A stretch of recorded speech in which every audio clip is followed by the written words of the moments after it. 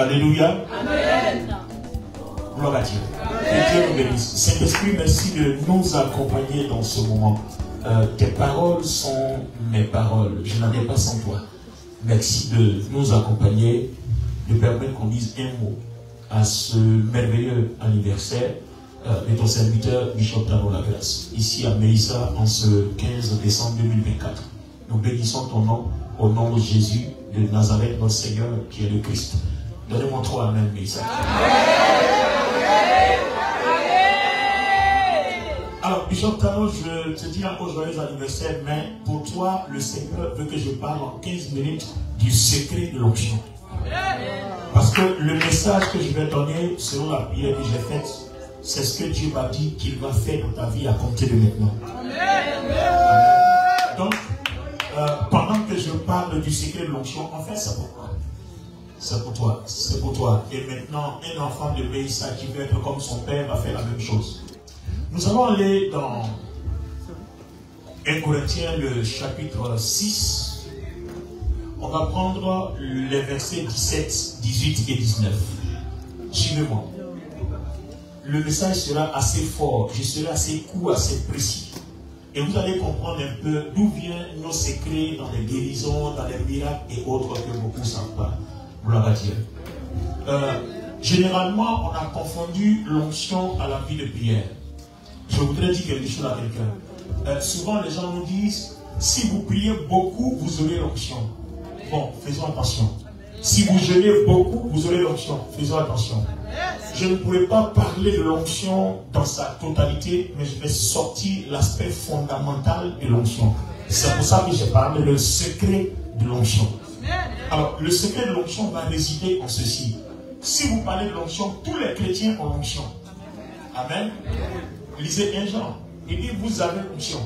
Mais, c'est vrai, jeunes gens, vous avez l'onction. Mais combien qui manifestent l'onction? Donc, avoir l'onction et manifester l'onction, c'est tout autre.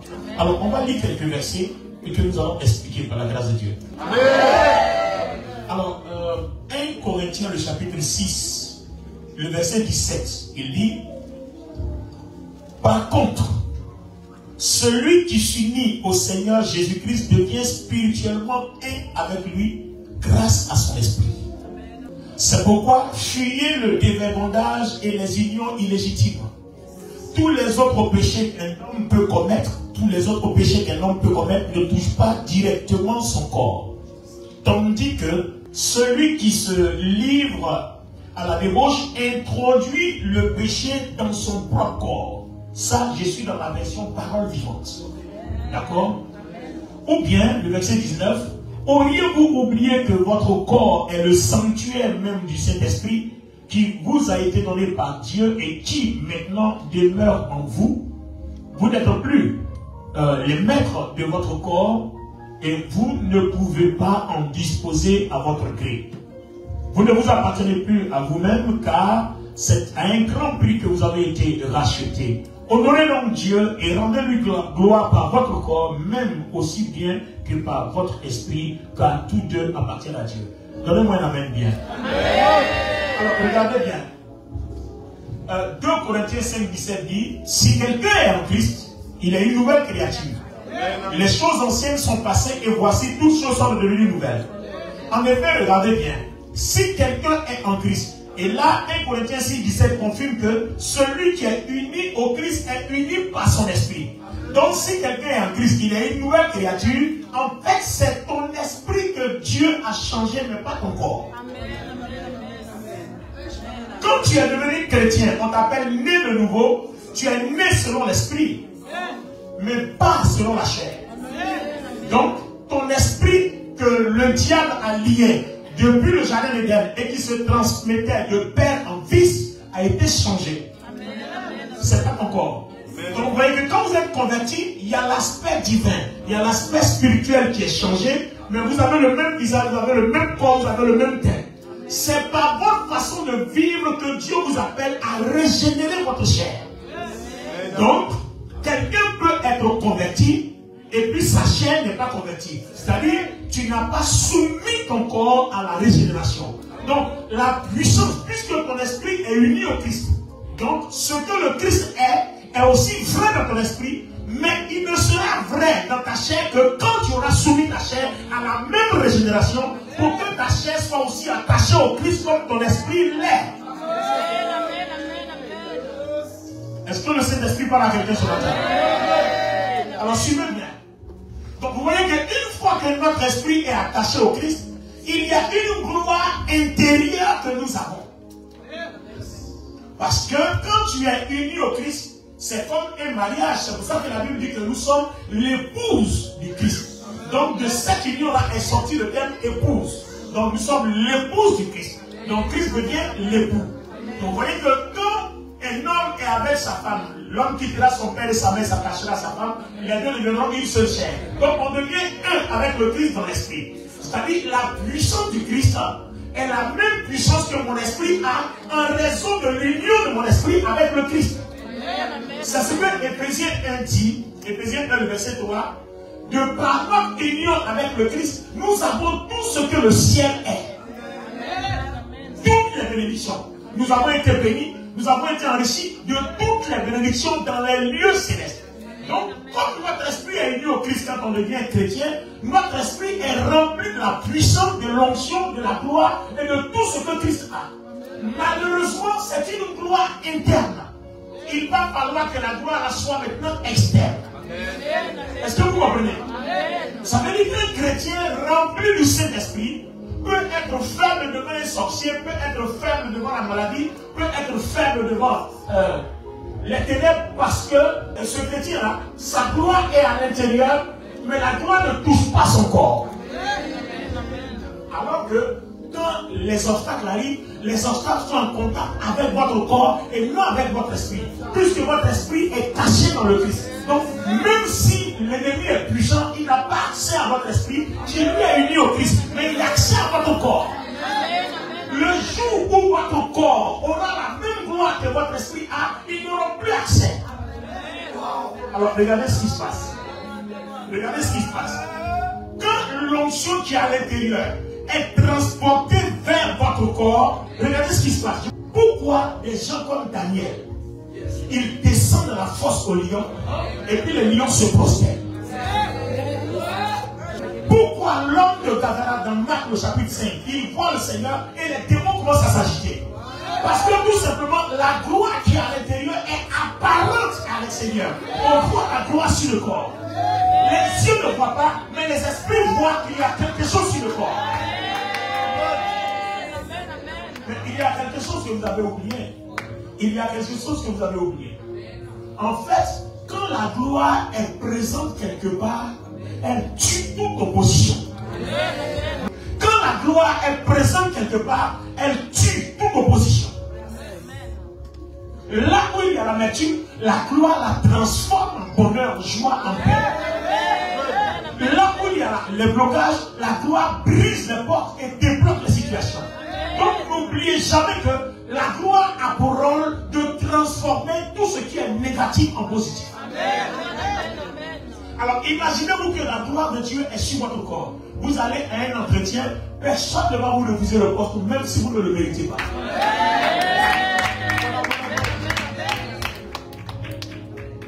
C'est-à-dire, vous arrivez, on vous prend en interview, au lieu de commencer à parler de vos potentiels concernant le poste, il va te parler si tu as bien dormi, si tu as bien mangé, si la famille va bien.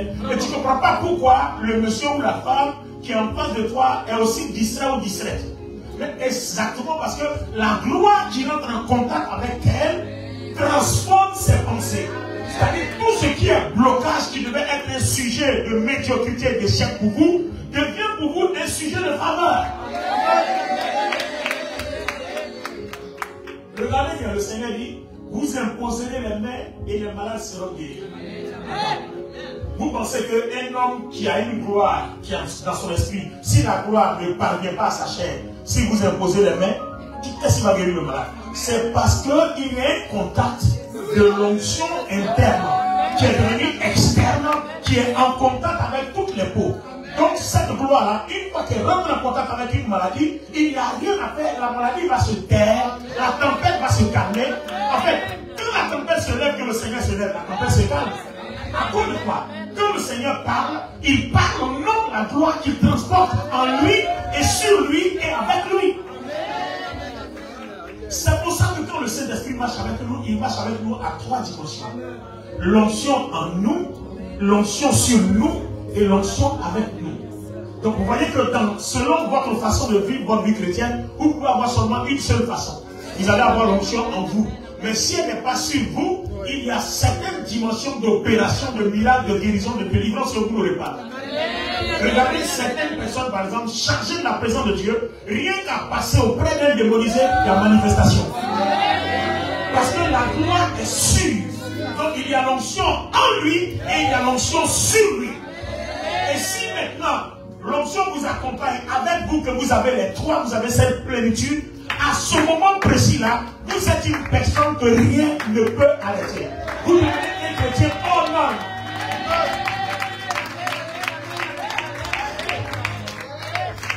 Mais tout cela, pour que ça arrive, il faut cultiver une relation avec Dieu.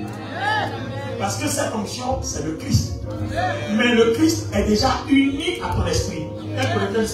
Il dit, celui qui est uni au Christ est un seul esprit. Donc cette onction-là est déjà dans ton esprit en raison de ton union avec Christ, parce que tu es converti, tu es chrétien. Donc cette onction-là, tout le monde l'a. Mais quels sont ceux qui vont se lever pour la faire sortir?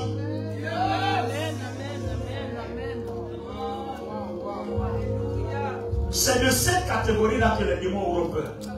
Et vous voyez, c'est la raison pour laquelle le diable nous empêche de prier.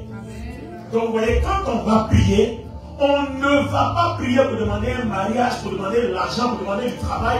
Mais notre vie de prière et le fait qu'on vienne à l'église pour partager la parole de Dieu, c'est pour avoir une relation avec Dieu, pour permettre au Christ, dans l'essence de cette relation-là, de communiquer avec nous de telle sorte que la gloire intérieure soit extérieure. Parce que nos obstacles sont extérieurs. Donc il faut qu'on arrive à faire de la gloire intérieure une affaire extérieure. Vous voyez? Donc quand nous lisons la Bible, quand nous prions, quand nous jeûnons, quand nous venons à l'église, quand nous adorons, quand nous louons, quand nous communions fraternellement, quand nous nous unissons pour nous aimer, toutes ces choses-là favorisent l'extériorisation de l'onction qui est interne vers le dehors, vers l'extérieur. C'est à ce moment-là que ça se manifeste. Si elle reste en toi, elle ne se manifestera jamais. Il faut bien qu'elle sorte. Et pour cela, la première règle d'or, c'est de conserver son corps. C'est pour ça que jeunes gens, la Bible dit fuyez l'impudicité, mais on ne vous a jamais expliqué pourquoi il faut garder son corps pur. Il faut garder son corps pur pour permettre à la gloire intérieure d'être extérieure. C'est à ce moment précis-là que vos problèmes prennent fin.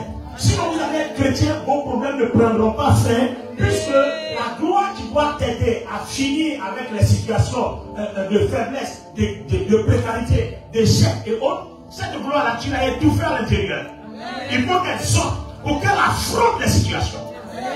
Quand la tempête arrive, la tempête ne voit pas la chair d'un homme, mais elle voit la chair d'un homme recouverte de la gloire. Or, quand la gloire est sur vous, elle peut prendre une proportion. La gloire de Dieu qui est sur nous, elle peut prendre une proportion. Elle peut aller jusqu'à un certain rayon. Donc, quand l'ennemi rentre dans le rayon, tout de suite, ce n'est plus vous. Vous êtes calme, mais vous ne savez pas pourquoi il y a une agitation autour de vous. À cause de votre relation avec Dieu, il y a cette présence-là qui prend une proportion.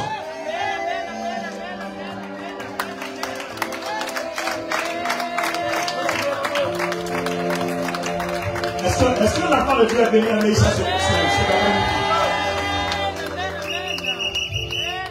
Vous êtes en train de comprendre la raison pour laquelle, si vous vivez dans le désordre, vous n'allez pas voir la gloire de Dieu.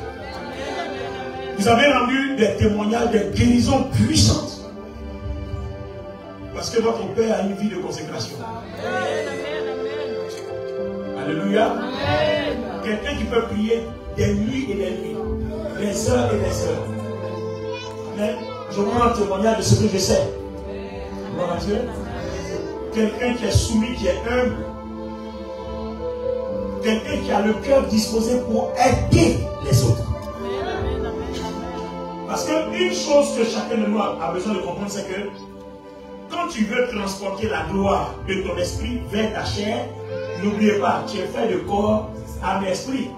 Mais ça ne peut pas sauter ton cœur, ton âme pour aller vers ta chair. Parce que c'est ton âme qui est ta volonté, qui décide que je veux que ce qui est vrai dans mon esprit soit vrai dans mon corps. Or, ton âme habite où? Dans ton cœur. Il faudrait que dans ton cœur, il y ait ce qu'on appelle le moteur, l'amour, qui permet que ce qui est dans l'esprit de façon fluide coule jusqu'à ta chair. Il faut le désirer.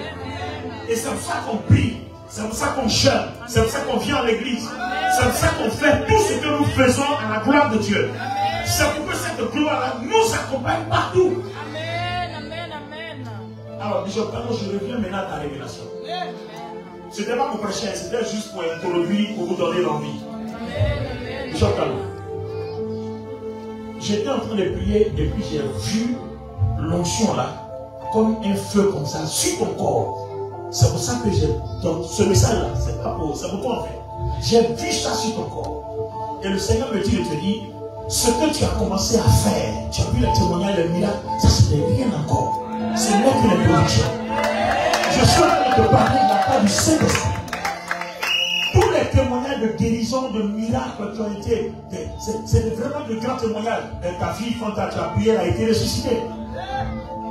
Dieu dit, c'est rien encore. Ce n'est que l'introduction et ce n'est que le début. Je te parle de la part du Saint-Esprit. Je ne suis pas en train de dire, Dieu, non, je te parle de la part du Saint-Esprit. J'ai vu l'onction là sur ton corps. Je ne parle pas de ton esprit. J'ai vu l'onction sur ton corps. Continue tes moments de prière, continue tes moments de prédication, parce que tu as su la voix. Ce que Dieu a longtemps prophétisé, que tu vas faire des miracles, tu vas ressusciter, ça a commencé, mais ce n'est encore que le début. J'ai vu l'onction, j'ai vu la gloire, j'ai vu comme un manteau. Et présentement, pendant que je parle, je vois ça encore. J'ai vu ça sur toi. De la façon dont tu as commencé à conserver ton corps pur, à vivre dans cette sainteté, à vivre dans cette sanctification, car parce que le Seigneur approuve. Et quelque chose de glorieux a été décrété dans le monde spirituel pour toi. Et le Seigneur me dit, les miracles et les guérisons que tu as entendues, ce n'est que le début. Les choses commencent maintenant. Les choses commencent maintenant. Les choses commencent maintenant.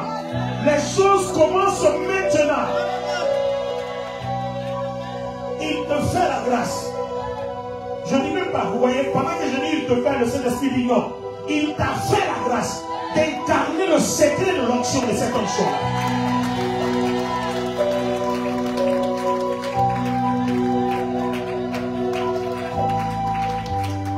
J'étais en train de dire, il te fait la grâce, le Saint-Esprit dit non. Je lui ai déjà fait la grâce. Donc tu as déjà la grâce. Et nous sommes arrivés à l'étape de la manifestation. Nous sommes à l'étape de la manifestation. Mais ça, si Dieu a parlé à travers mon canal, commencez à compter, regardez ce temps de son ministère à partir d'aujourd'hui. Si c'est vraiment Dieu, si je suis un homme de Dieu, et si Dieu parle à travers moi, et si ce que je dis vient de Dieu, commencez à regarder le ministère de cet homme à partir d'aujourd'hui.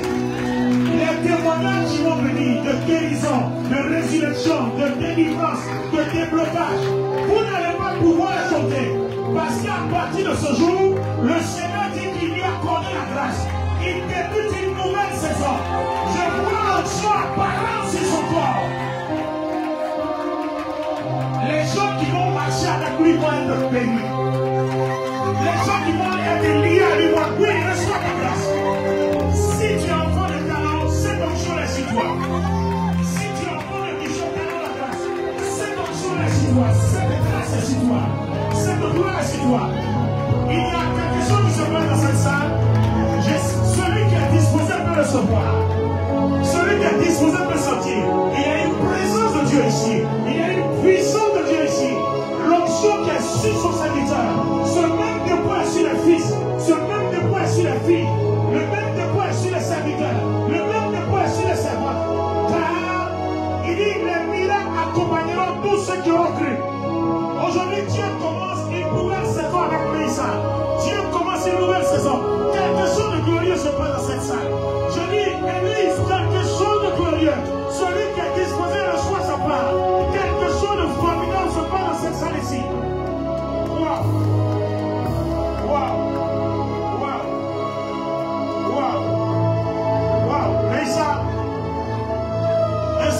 Seigneur, c'est ta saison de gloire. Aïcha, c'est ta saison de gloire. Tu as été combattu, tu es passé par l'épreuve. Le Seigneur a vu ton heure de consécration. Ici débute une nouvelle saison. La présence de Dieu est sur toi. Cette gloire est sur toi. Aïcha, balance la main, balance la main, balance la main. Et pendant que tu balances la main, la présence de Dieu. L'onction qui est sur ton Père qui est descendu dans cette salle. L'onction qui est sur ton Père et ton partage. Maintenant, à toutes les personnes qui sont disposées, voici l'onction de Dieu, voici l'onction de Dieu, voici l'onction de Dieu, voici l'onction de Dieu. Hey, Maya Soka Mariana, les Rosco Tokiri Mosatake. Hey, Mama Shekatala, les Rosco Tokiri. Tu comprends? Les personnes qui vont marcher, écoutez bien la parole. Là, je ne suis même pas en train de prophétiser. Je suis en train de dire ce que le Saint-Esprit me dit. Les personnes qui vont marcher avec Bishop Tano à partir d'aujourd'hui, rien que parce que vous êtes avec lui, ce qu'il est, vous le serez. Vous allez être contaminé par la présence de Dieu. Vous allez être béni. Aidez-le. My God. Vous allez être béni. La gloire de Dieu, la présence de Dieu, l'onction de Dieu, les Kabalayanta. À partir d'aujourd'hui, prenez votre Père spirituel au sérieux. Prenez votre Père spirituel au sérieux. Est-ce que quelqu'un est que j'entends quelqu'un? Prenez votre Père spirituel au sérieux. Prenez-le au sérieux. Parce que c'est une nouvelle saison. Et n'oubliez pas que c'est vrai que Dieu commence quelque chose avec lui, mais en même temps, c'est avec vous. Parce que Dieu fait tout ça pour vous. Ce n'est pas que Dieu le oint pour le oindre, il le oint pour vous. Pour que autour de lui, vous bâtissiez l'œuvre. Ah oui, balancez les mains.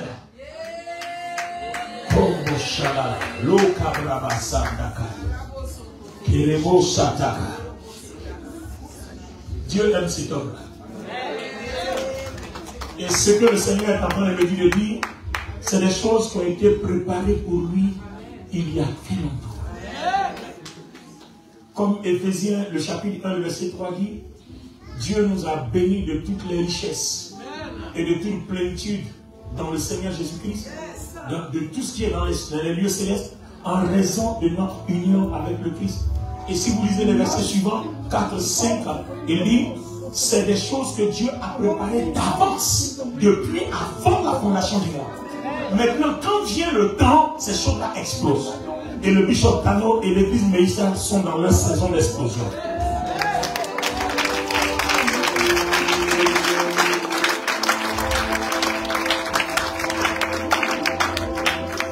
Dieu a permis qu'il établisse cette église-là. Le Seigneur fera parler de son nom. C'est-à-dire le Seigneur Jésus-Christ fera parler de lui, Jésus, son nom, à travers Meïssa, par les miracles, par les guérisons, par les prodiges, par les signes, de grands signes vont être manifestés et beaucoup vont croire au Seigneur à partir de ces signes-là. Vous avez écouté tous ces témoignages de guérison, même le témoignage de résurrection de la servante Fonda. C'est formidable, mais Dieu dit, c'est là que le début. C'est le temps de commencer. Est-ce qu'on peut acclamer très fort le Seigneur Jésus-Christ? Est-ce qu'on peut acclamer très fort le Seigneur Jésus-Christ?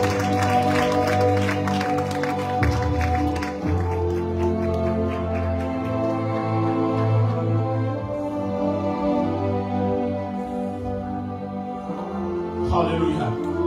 Voilà, aidez-le. Amen. Comment allons-nous? J'ai fini de dire ce que Dieu m'a dit. Si je continue de parler, je vais ajouter autre chose. Amen. Je peux te repasser le micro. Est-ce qu'on peut acclamer le Seigneur?